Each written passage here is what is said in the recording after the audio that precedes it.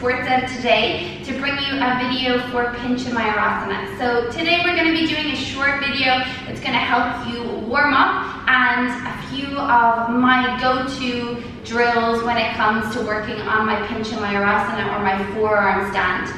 There's going to be a correlating blog post as well with a breakdown of all of these drills and a breakdown of poses that you can work on before and after. Yeah, so let's get to it. I'm going to start in a tabletop position. I'd like you to come onto all fours, bring your hands underneath your shoulders, your knees underneath your hips. I'd like you to come into your puppy pose. So bring your feet maybe a little bit more toward the back of your mat and then begin to extend your arms out in front. So I'd like you to extend your arms out, wrap your triceps in toward each other, and we're going to lower down into our puppy. So we want to keep our hips stacked over our knees. And then I'd like you to allow your rib cage to flare open. So forehead to the mat, rib cage flares open, and then push down into your hands and knit your rib cage back in towards your torso. Lift your shoulders slightly and hover your forehead, bring your ears between the triceps. So inhale, forehead down, flare the rib cage, allow your back to arch. Exhale, squeeze the rib cage all the way back up and in, and lift your forehead away from the mat, ears between the triceps. Again, inhale down, arch, exhale, scoop the belly in, knit the rib cage in, and almost like you're rounding a little bit into your spine. Keep going, inhale down. Exhale to lift the elbows, activate through the arms, wrap the triceps in. Keep going, 3 more. Inhale, soften down. Exhale, knit in, strengthen your core, strengthen your shoulders. 2 more, inhale. And exhale, round, scoop the belly in, push down through the hands. One last time, inhale.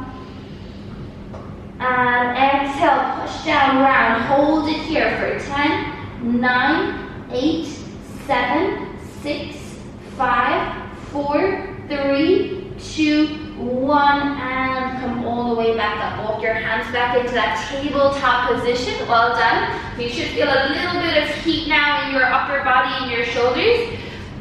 Again, we're going to come up to our elbows this time. So I'd like you to come down. Stack your elbows underneath your shoulders. So it's like you're in a tabletop, but we're now on our elbows. I like the palms to be spread wide. Middle finger is an extension of your forearms. So the forearms are parallel with each other. Again, I want you to round slightly into your upper back and knit your rib cage in, pull your belly in toward your spine. From here, push down into the hands, lift your elbows away from the mat and straighten your arms. Lower back down with control. So a few more times. Lift the elbows up. Imagine you had a block between your elbows and then lower back down. You're trying to keep that block between the elbows. If you want to do this with a block, you can. So you bring a block between the forearms.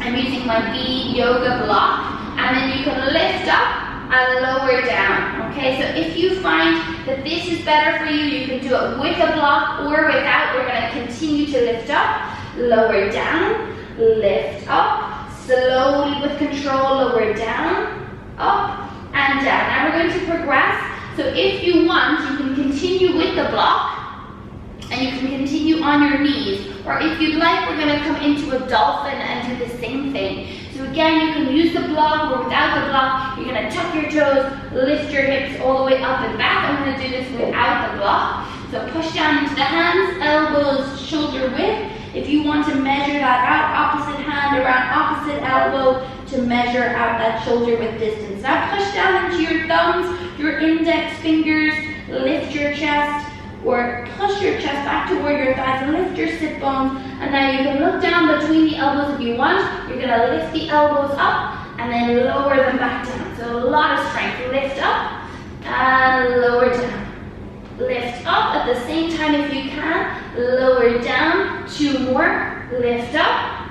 Lower down. Wrap your triceps in 1 more time. Lift up and lower back down. Well done. Knees to the mat.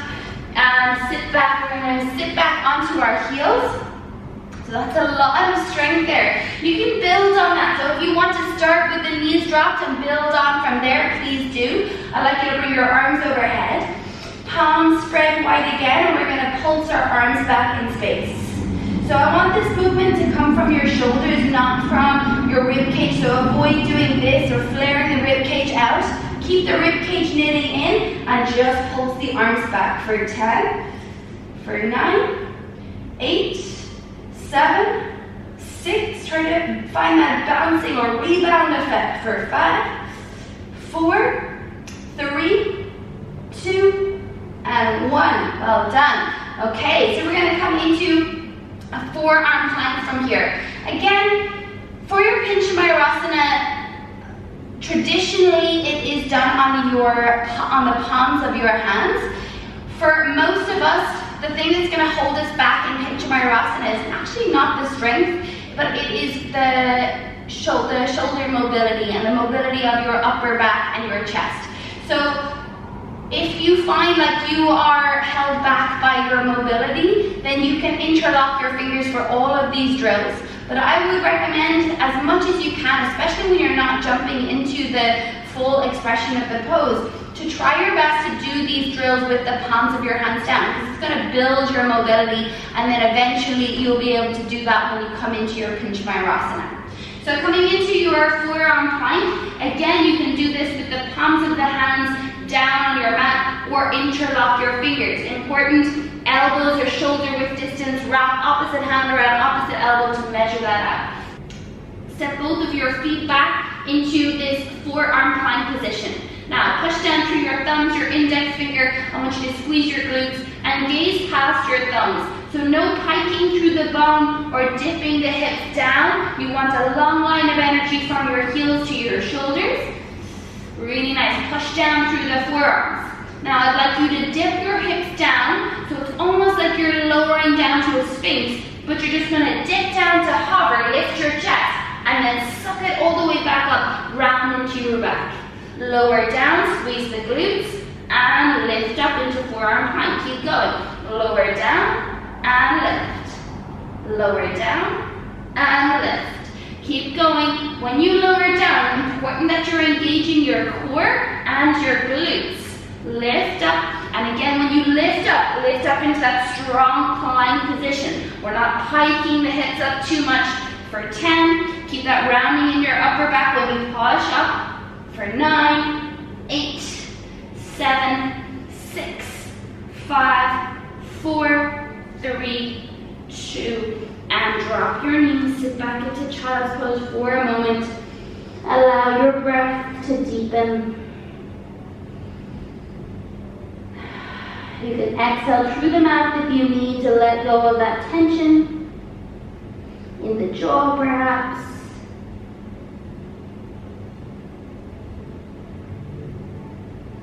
Okay, and then one more time we're going to come into that forearm plank. We're going to come into a wild thing on our forearm. So it's a little bit different to your regular wild thing. This is on your forearm, like I said. Okay, so we'll start in our forearm plank. And for this one, palms of the hands are definitely to the mat.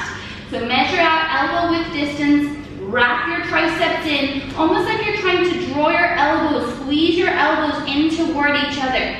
That's going to get those biceps working for you as well. Step back into your forearm plank, engage your glutes, navel to spine. Now come into a side forearm plank on the left. So spin onto the outer edge of your left leg. You can use your right fingertips for balance if you want. Stack your right hip over your left. We're going to hold it here. If you want, right hand to hip or to the sky. And then from here, we're going to step into that wild thing. So step the right toes behind you and simply allow that right hip to open. So that right knee comes out wide. Extend your right arm overhead and feel space in the front body. So really push down through the left forearm, lift your hips, engage your glutes. You can hold here for as much as you want, as long as you want, and then slowly back down, forearm to mat, forearm plank, opposite side. We're going to come onto left fingertips, spin onto the outer edge of your right foot, side forearm plank on the right.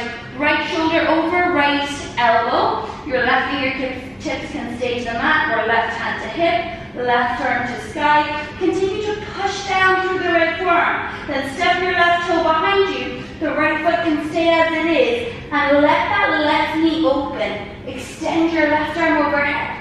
Push down through the right forearm. Engage your glutes, lift your hips. Hold it here.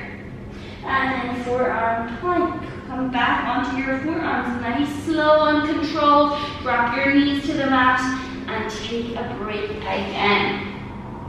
Okay, so that is something that you can repeat a few times.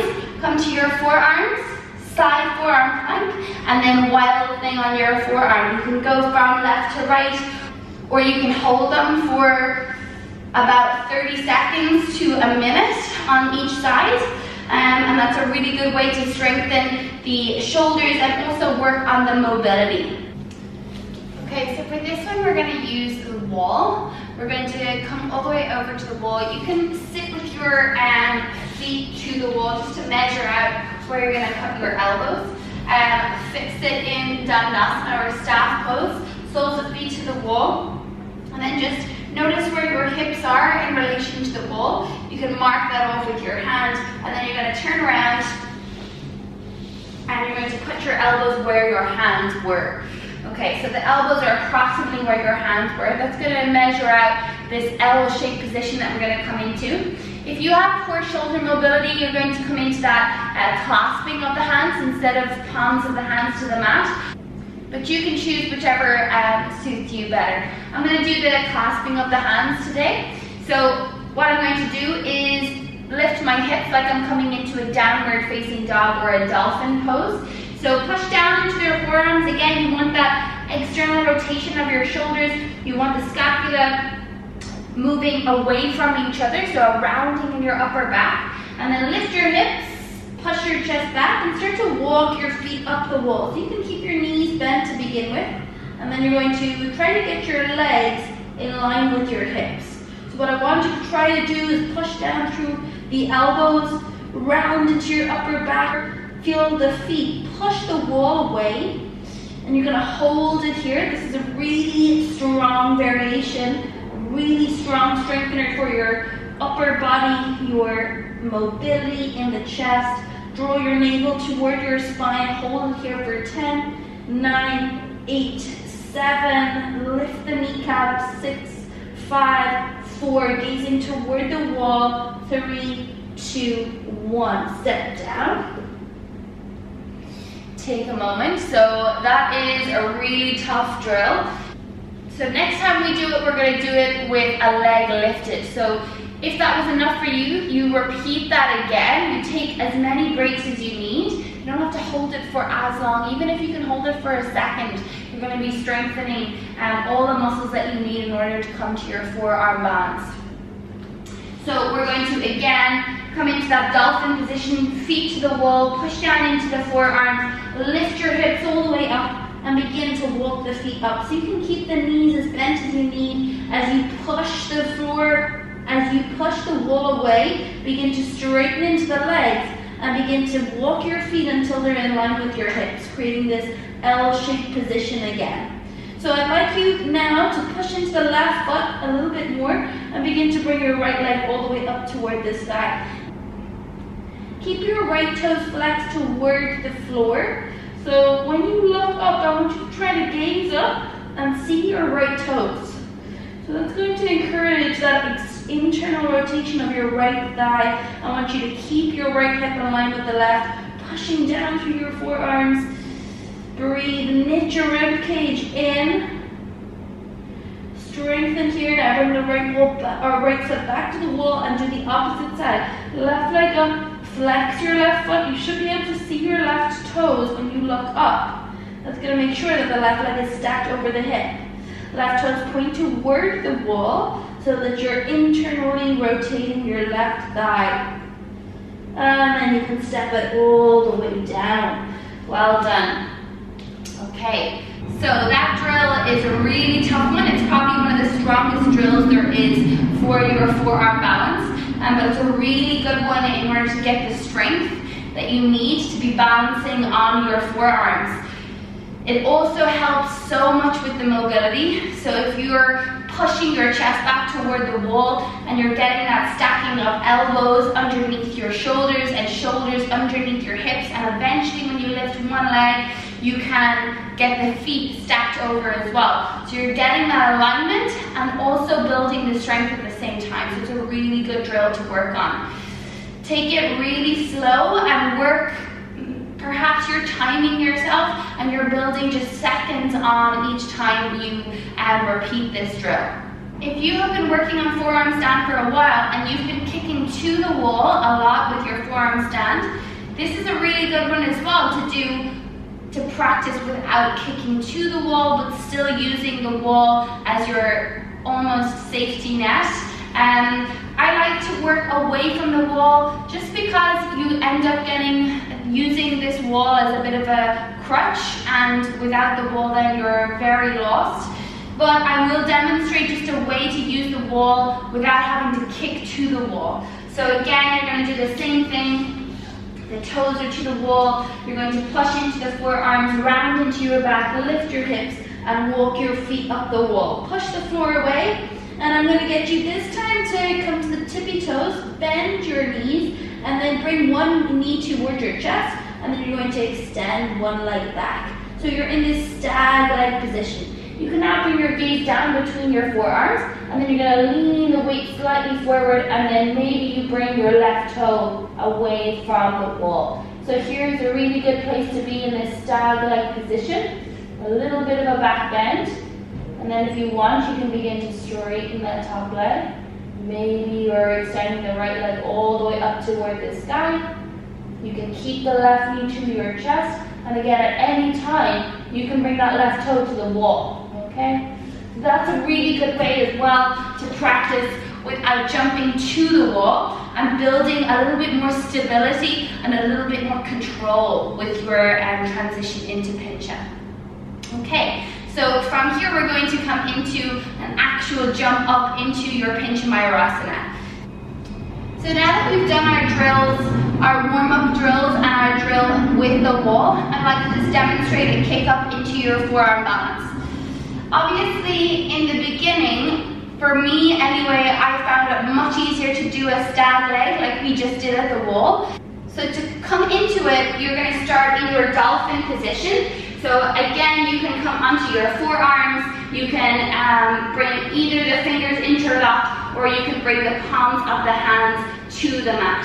Again, really important, elbows or shoulder width distance. You push down into the elbows and you lift up into your dolphin. So for your dolphin, you're pushing your chest back, again active through the thumbs as you push down between that space and between the index finger and the thumb. And now I'm going to look down between my elbows. I'm going to walk my toes in as far as I can. So eventually what you want to try and do is stack your shoulders over your elbows and your hips eventually over. I'm going to lift one of my legs, I'm going to lean forward, and I'm going to take a few hops. Once I find a little bit of balance, and slightly lean forward into the shoulders, I'm going to keep one knee into the chest and extend the opposite leg up, my kicking leg up. Wrapping the elbows in toward each other, gazing between my elbows or between my forearms, and then eventually I might straighten one leg and begin to bring the legs together.